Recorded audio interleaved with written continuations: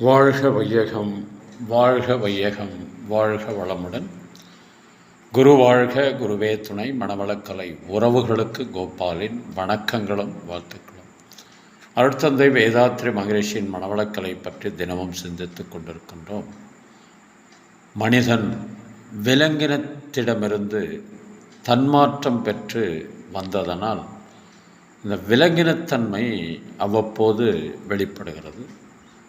ஒருவன் சீறுகிறான், ஒருவன் அடிக்கிறான், ஒருவன் கடிக்கிறான், ஒருவன் உதைக்கிறான், ஒருவன் வெறுப்பை காட்டுகிறான், ஒருவன் முகத்தை சுளிக்கிறான், ஒருவன் அவமானப்படுத்துகிறான் மற்றவரை. இப்படி ஏதோ ஒரு விதமான குணத்தை வெளிப்படுத்தி கொண்டே இருக்கிறதுக்கு காரணம் மனித குலம் விலங்கினத்திடமிருந்து தன்மாற்றம் பெற்று வந்ததனால் வந்த விளைவு.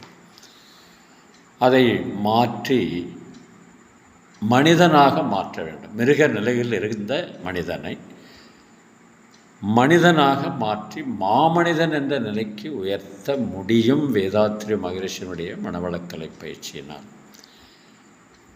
அதற்கான பயிற்சிகளை எல்லாம் 1 வருடம் 2 வருடம் இல்லை, 50 வருடத்திற்கு மேலாக ஆய்வு செய்து தன் உடலையே ஆராய்ச்சி கூடமாக பயன்படுத்தி உடற்பயிற்சிகள், உயிருக்கான காயக்கல்ப பயிற்சி, மனதுக்கான தியான பயிற்சி, வாழ்க்கை நலத்துக்கு உதவும் அகத்தாய்வு பயிற்சி, இதெல்லாம் சிறப்பாக வடிவமைத்து கொடுத்து அந்த மிருக குணத்திலிருந்து மனிதன் விடுபட வேண்டும் என்ற உயரிய நோக்கில் அருட்தந்தை அவர்கள் வழங்கிய ஒரு கலைதான் மனவளக்கலை.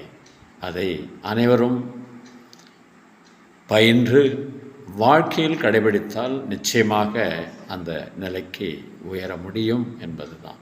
இதை கவியரசர் கண்ணதாசன் மற்ற விலங்கினங்களினுடைய குணங்களை ஏதோ ஒரு குணம் மட்டும் அதற்கு நிரந்தரமாக இருக்கும், தனது அடிக்கடி மாற்றிக்கொள்வதில்லை.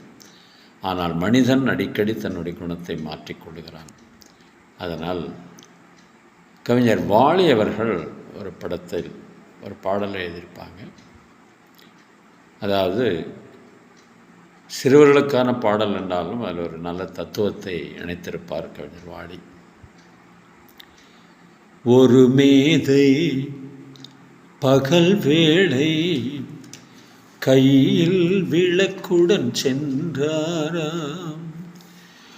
ஒரு மேதை பகல் வேளை கையில் விளக்குடன் சென்றாராம். மனிதனெங்கே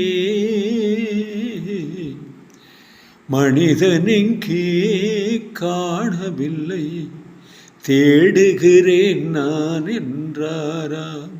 பிறப்பால் வளர்ப்பால் இருப்பவரெல்லாம் மனிதர்களல்ல என்றாராம். இனத்தால் அல்ல மனத்தால் மட்டும் வாழ்பவன் மனிதன் என்றாராம். வாழ்பவன் மனிதன் என்றாராம். தம்பிக்கு ஒரு பாட்டு, அன்பு தங்கைக்கு ஒரு பாட்டு, வாழ்வில் நம்பிக்கை வளர்வதற்கு உதவும் நான் சொல்லும் கதை பாட்டு. கை 2 கால் 2 கடவுள் கொடுத்தான் மனிதனுக்கு.